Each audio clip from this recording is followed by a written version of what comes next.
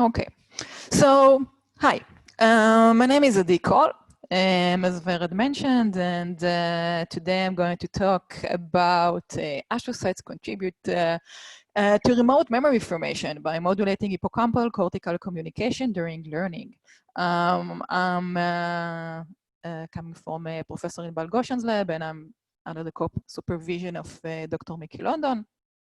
And I would also get back to it in the end, but I would like to say that I really appreciate this initiative, this open book science. I think it's a great opportunity, specifically in these days with the coronavirus, the COVID-19 and everything going on. So I think it's a wonderful way to bypass it and try to make good of whatever it can of this situation.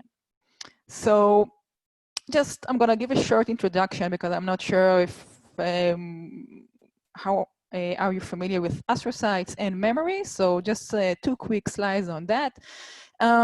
So astrocytes can respond to neurotransmitters through different intracellular pathways. Now, just 1 sec, I will move that a bit. Okay, good. And you can see here in this picture, in this really beautiful picture, this is the CA1 region under magnification. And in green, you can see the astrocytes. They have, the soma is in red. And astrocytes are sending their processes to different places, different locations. And one of them is the synapses between the neurons. They can really wrap and make direct and very intimate contacts with the synapses.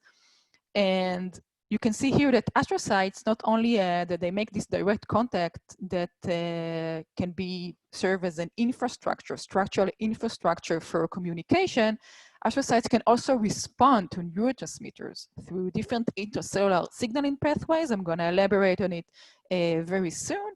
And recent studies, not so recent anymore, actually we have, we know that for quite some time, that were made mostly on single astrocytes, show that in turn they can support and modulate synaptic activity and plasticity. So astrocytes wrap synapses, they can respond to neurotransmitters in the synapse and can also affect back on the synapse itself.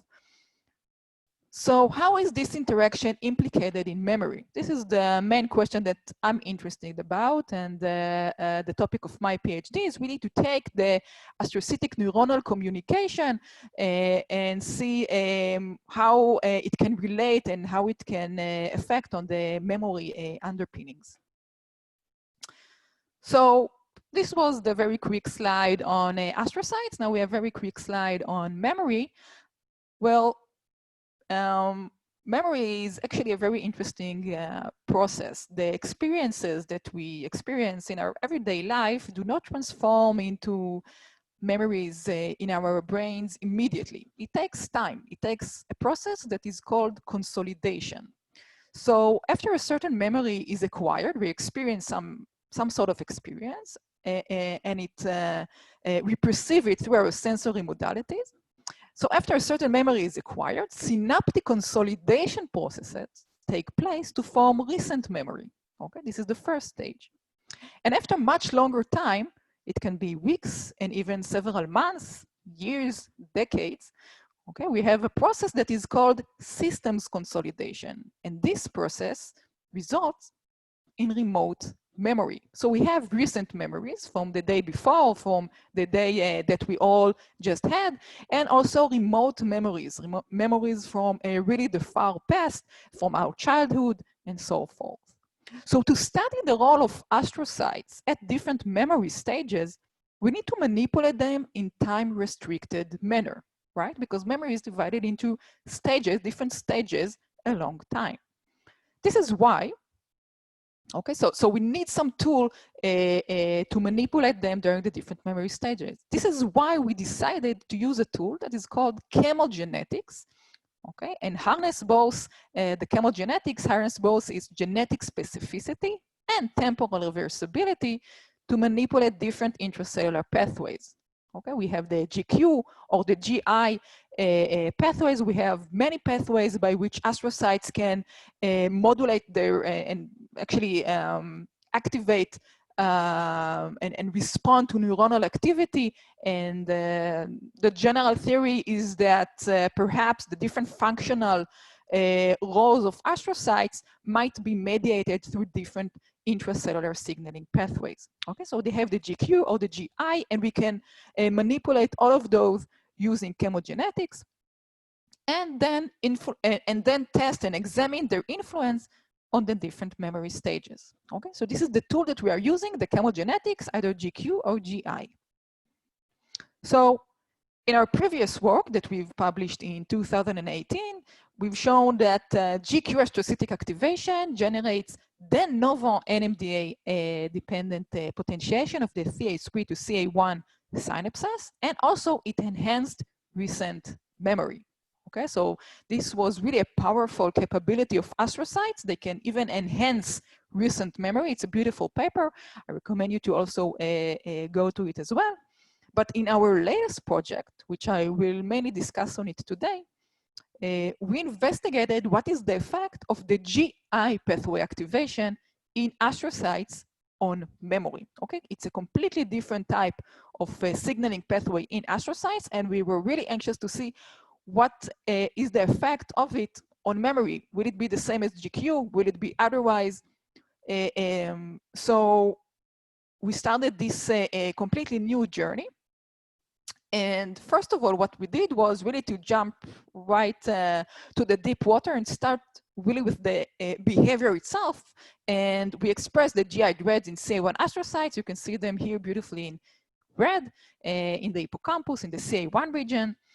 So we have the CA1 astrocytes that's expressing the GI dreads, and we examine the effects of astrocytic GI pathway activation on memory performance.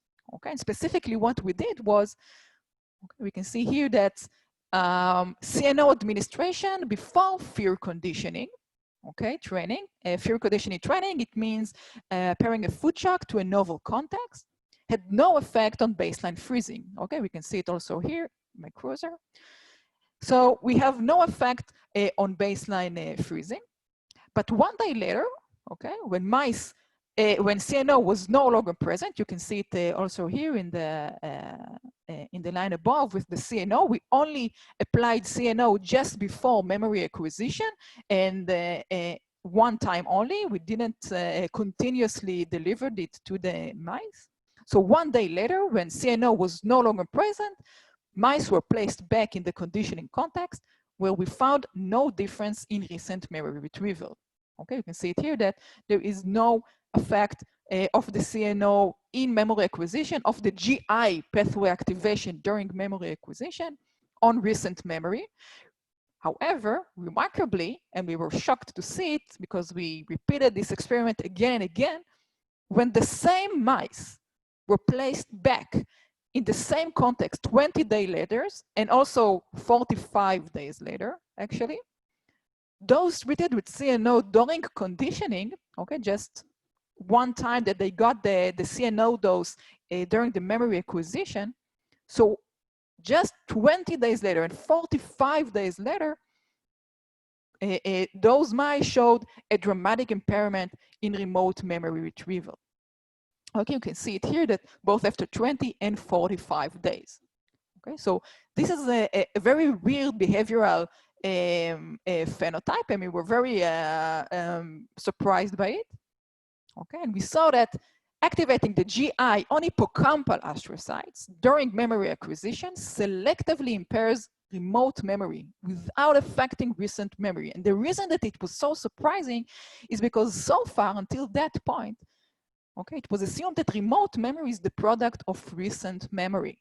However, this behavioral phenotype suggests that the foundation of remote memory is independently established during acquisition. So we have, in a way, you can see here that I've added another parallel line that starts from the memory acquisition and splits, okay, and go in parallel manner to the recent memory, and that the remote memory can be independently established during acquisition from the recent memory. Okay, so we wanted to start to understand what happened here because we got this very unique behavioral phenotype, okay? And we wanted to see what happened in the brain when this behavioral phenotype occurs.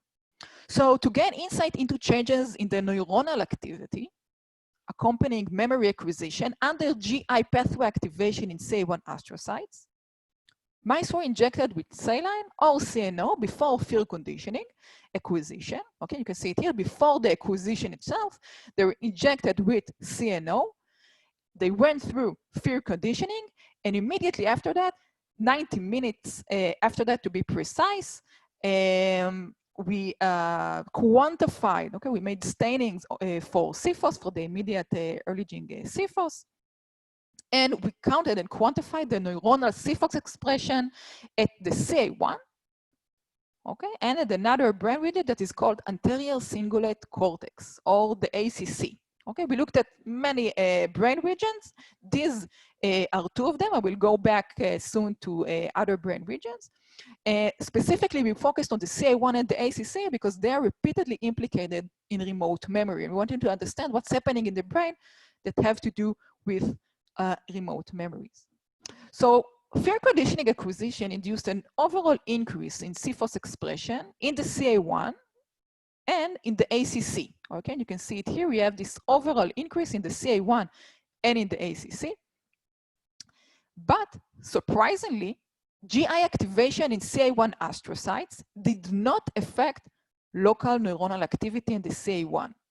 Okay, somehow the manipulation itself, I'm just reminding you, took place in the hippocampus. The GI pathway was activated on hippocampal astrocytes, but we did not see any local effect on CA1 neuronal activity.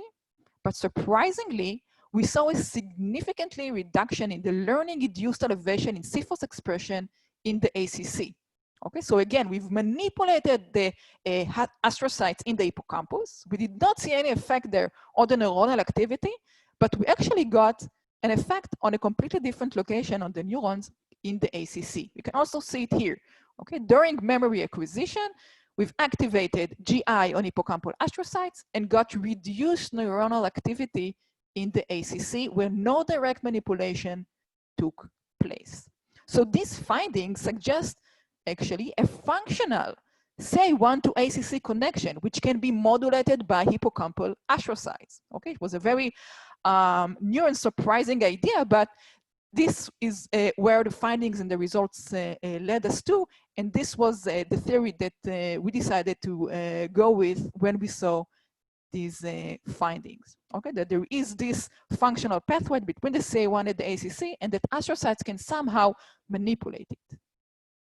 So to test this hypothesis, we needed to answer actually 3 questions. First of all, is there even a functional CA1 to ACC connection?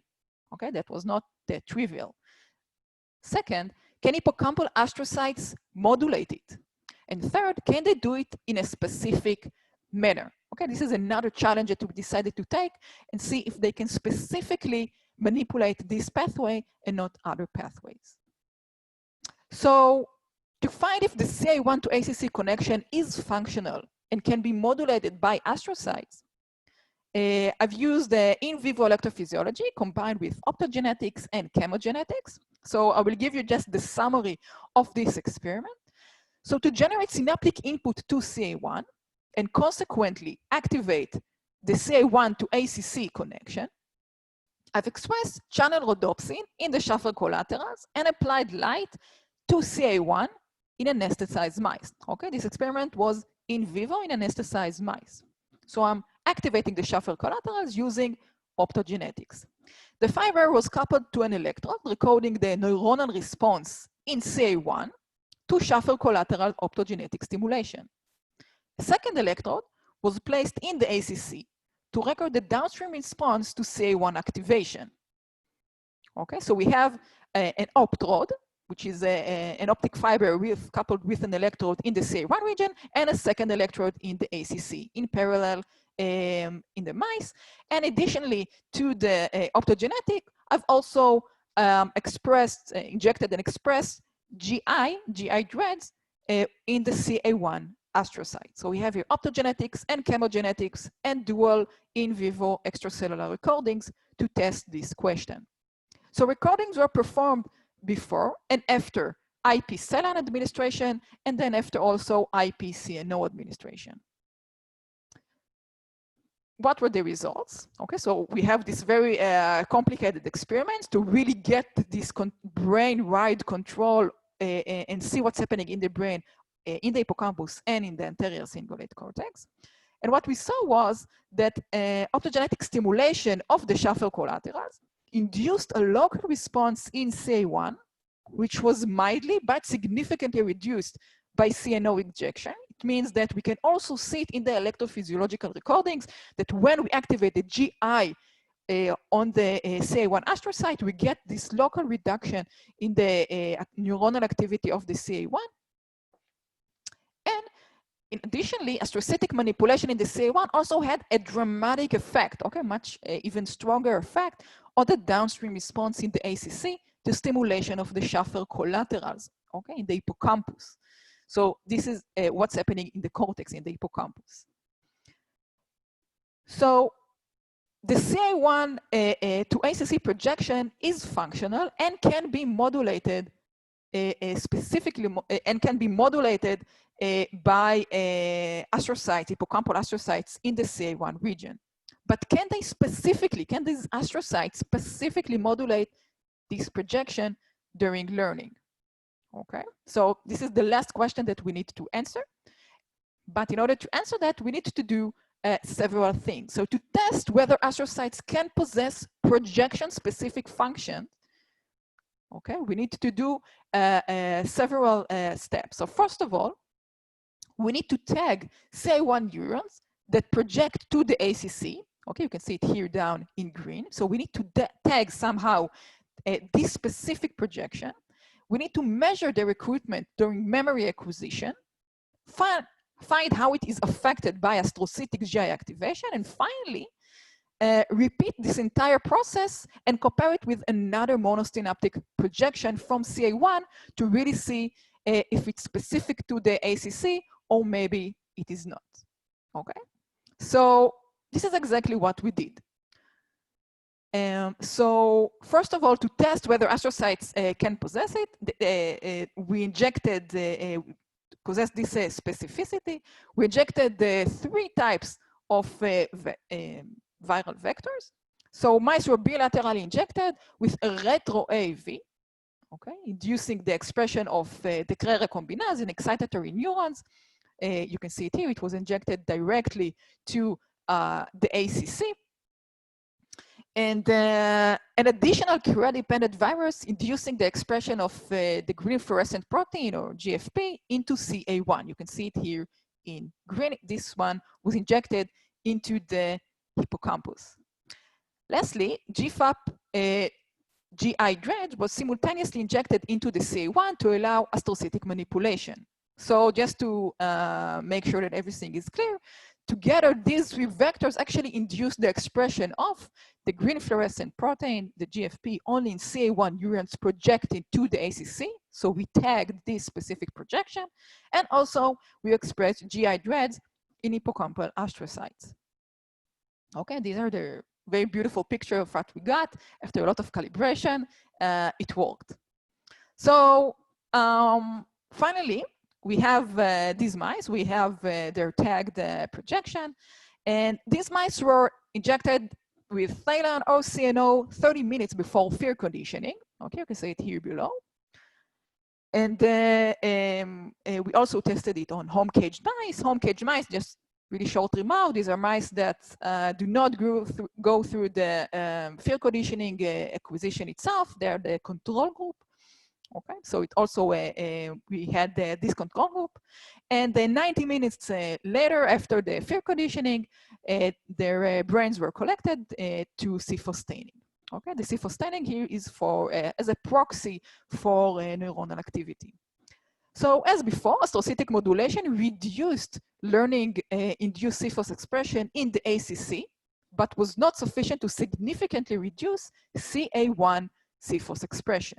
Okay, here you can see that we have this general increase, but the CNO injection was not sufficient to make it a significant reduction, just as we saw before, but in the ACC, it did. Okay. Now, when specifically observing the subpopulation of ACC projecting CA1 neurons, these cells were found to be dramatically recruited during memory acquisition, and astrocytic modulation significantly reduced the learning-induced cephus elevation in this projection. Okay, it means that you can see it here, okay, that the CNO administration during memory acquisition reduced the activity of a specific subpopulation in the CA1 region.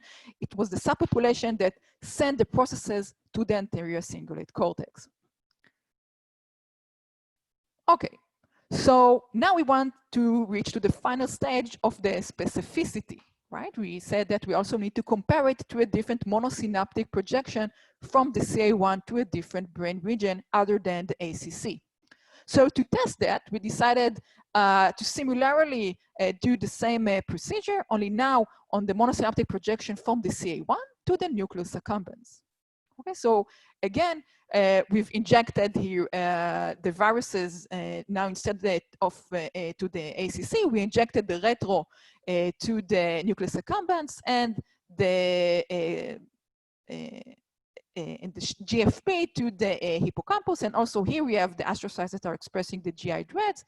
So now what we get is that, and you can see it right here, just a second, sorry, that actually the effect here opposed to the ACC was not on the nucleus accumbens. So when we injected the CNO during memory acquisition, we can see again the effect on the CA1, but we do not see any effect on the nucleus accumbens, even when we look on the subpopulation that send the processes from the CA1, from the hippocampus to the nucleus accumbens. Okay, even though we are doing this overlap and we are looking at the same subpopulation, we see that actually now we don't get any effect opposed to the ACC projection.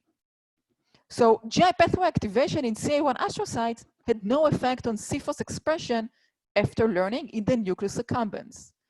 Hence, GI activation in CA1 astrocytes during memory acquisition specifically prevents the recruitment of CA1 neurons projecting to ACC. So we have this separation. Somehow, astrocytes were capable of distinguishing and separating between the CA1 neurons that send their projections, send their exons to the ACC, and separate them from the ones that, for example, send the processes to the nucleus accumbens.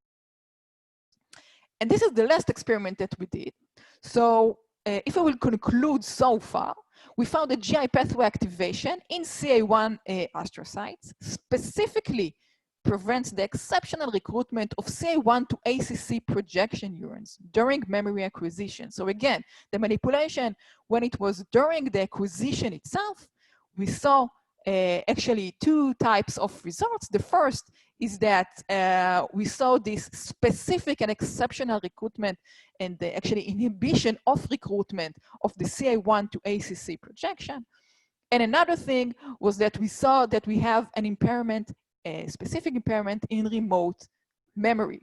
Okay, it was specific to the remote and it spared the recent memory. So when we manipulate astrocyte, the GI pathway on CA1 astrocyte, we get these two types of results. One is that we see this inhibition on this CA1 to ACC pathway, and also the specificity of the remote memory inhibition. And this is why impairment, I'm sorry. And this is why this actually, these combined findings suggest that maybe, okay, it's something that we need to test directly, but this suggests that maybe this pathway, this neuronal pathway, is actually active and very critical for the formation of remote memory. Now, we wanted to test it directly, okay? Not through the astrocytic GI pathway activation, but actually to directly manipulate the CA1 to ACC pathway and see how it affects remote memory acquisition. So to test the necessity of CA1 ACC neuronal projection to remote memory formation, we specifically manipulated CA1 to ACC neurons by bilaterally injecting them with the, as before, with the AAV retro, only now it's going to the neurons. Okay, so we have a retor that is going to the neurons into the ACC, and with a CRE-dependent HM4DI. Okay, this is the GI thread that is now going to the neurons themselves. So we have in red here, we tagged specifically the subpopulation of CA1 neurons that send their axons and send their projection to the ACC region, and now they also express this specific subpopulation, also express GI dread. So we can manipulate and inhibit this specific projection of the CA1 to ACC. Okay, so you can see it here again. These are the pictures. In red here above, these are the specific these are the specific CA1 neurons that send a projection to the ACC and also express the GI dreads. And what we did here was, first of all, again, to go and see how it affects memory and specifically remote memory acquisition. So we took these mice that are now expressing the GI dreads in this specific neuronal pathway and not astrocytic. And we injected them either with saline or CNO 30 minutes before fear conditioning acquisition. And you can see here that CNO application in CA1 to ACC GI mice had no effect on the baseline freezing before shock delivery or on recent memory. However, when the same mice were tested in the same context 20 days later, okay, you can see it here, that those treated with CNO during conditioning, as the same happened, this is the same behavioral phenotype that happened when we manipulated astrocyte. You can see that they really impaired their this behavioral phenotype and really impaired specifically the remote memory. And lastly, when we look on what is happening in the brain itself under this behavioral phenotype using C4 staining. So we took these mice after we ended all this behavioral paradigm after the remote memory recall. We took their brains and collected them for C4 staining, and you can see that we got the same results as it was that we did before the manipulation on the GI pathway activation in hippocampal astrocytes, and also we get this reduction in the CA1 and in the ACC regions, and we also get these reduction also with direct neuronal inhibition of the CA1 to ACC pathway, and not only with astrocytes. So to conclude, the foundation of remote memory is established during acquisition with projection-specific effects of astrocytes. And I really want to thank my lab, Professor Inbal Goshen, my mentor, my warm mentor that helped me through this actually two huge projects. The first of them was on the GQ, which we published 2 years ago, and now the second one with the GI. And also, of course, Dr. Mickey London and all this amazing group that without them, it would not be possible. And again, thank you for the organizer of this amazing initiative. I'm really up for it. I'll be happy to take any questions. Okay, thank you so much, Adi. That was a great talk. If you guys have any questions, please use the chat box and we will read them off. We don't have too much time now for questions, but I wanted to ask you something. Okay. So what do you think is the mechanism through which a GI activation of astrocytes is affecting such a far-ranging projection? Right, so this is the golden question now that we stand upon.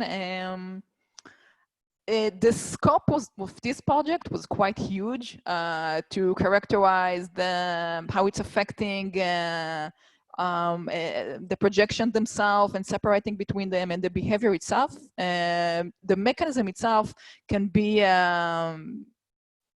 related to different parameters and characteristics that the astrocytes might affect on neurons, but actually we don't really know for sure what separates and how the astrocytes somehow are capable of communicating specifically with this subpopulation. It can be, for example, specific proteins that perhaps these neurons, this specific subpopulation expresses. Maybe they have a specific electrophysiological patterns and characteristics that they express, and somehow the astrocytes spot that and react and communicate with that.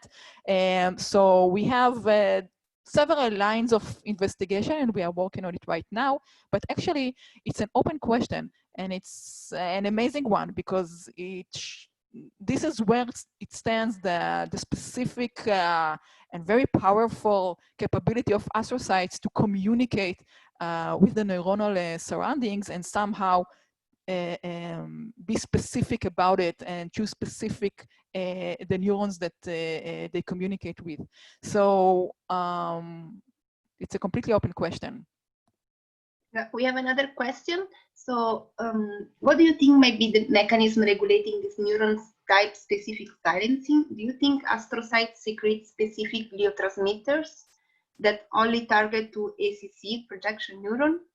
Yeah, so this is exactly was the, I think it's very similar to the previous question. And so again, I think if we will divide it into categories, it's probably first might be a specific protein expression on the surface of the membrane of this specific subpopulation, a sort of address code in proteins that somehow the astrocytes can pick up and know with who to communicate and how.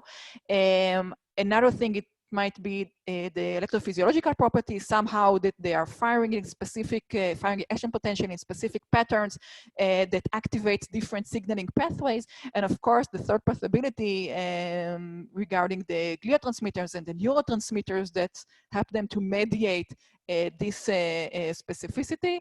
It's a huge, this is really the huge follow-up of this specific paper. Okay, thank you so much, Adi. Sure. We're going to move on to the next speaker. So the next speaker is Kevin Guttenplan.